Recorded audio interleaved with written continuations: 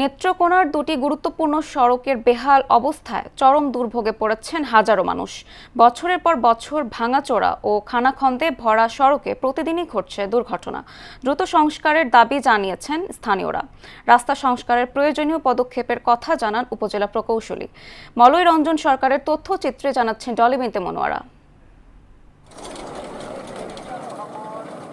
নেত্রকোনার বারোহাট্রা উপজেলার নৈহাটি বাজার জেলার সবচেয়ে বড় গরুর বাজার। দেশের বিভিন্ন প্রান্ত থেকে হাজারো মানুষের সমাগম ঘটে এ বাজারে। কিন্তু বারোহাট্রা রামভদ্রপুর নৈহাটি সড়কের প্রায় 2.5 কিলোমিটার এবং বারোহাট্রা সদর থেকে নৈহাটির মূল সড়কটির বেহাল অবস্থা।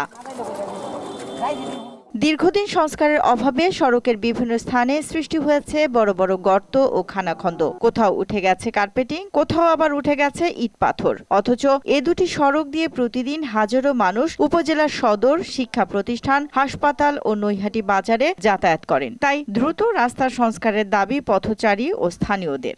দীর্ঘদিন ধরে রাস্তাটা খুব বেহাল অবস্থা। রাস্তার প্রতি জায়গায় ভাঙাচোরা, প্রতিদিন কোনো না কোনো দুর্ঘটনা ঘটছে। রাস্তাটার মধ্যে মানে ঘন্টার পরে ঘন্টা এখানে দাঁড়ায় থাকতে হয়।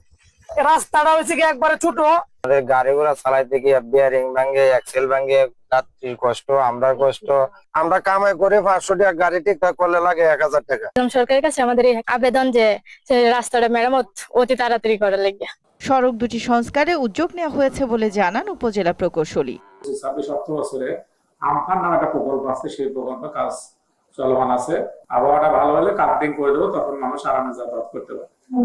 আর 2500 মিটার মানে 2.5 কিলো রাস্তা আছে ভাঙা, অত্যন্ত খারাপ অবস্থা। 26-27 বছরে প্রকল্পটা নেওয়া আছে, ইনশাল্লাহ পাশ হলে ভালো হয়ে যাবে। জনদুর্ভোগ কমাতে দ্রুত সংস্কার কাজ শেষ করার দাবি স্থানীয়দের। ডলি বিনতে মনোয়ারা, মোহনা সংবাদ।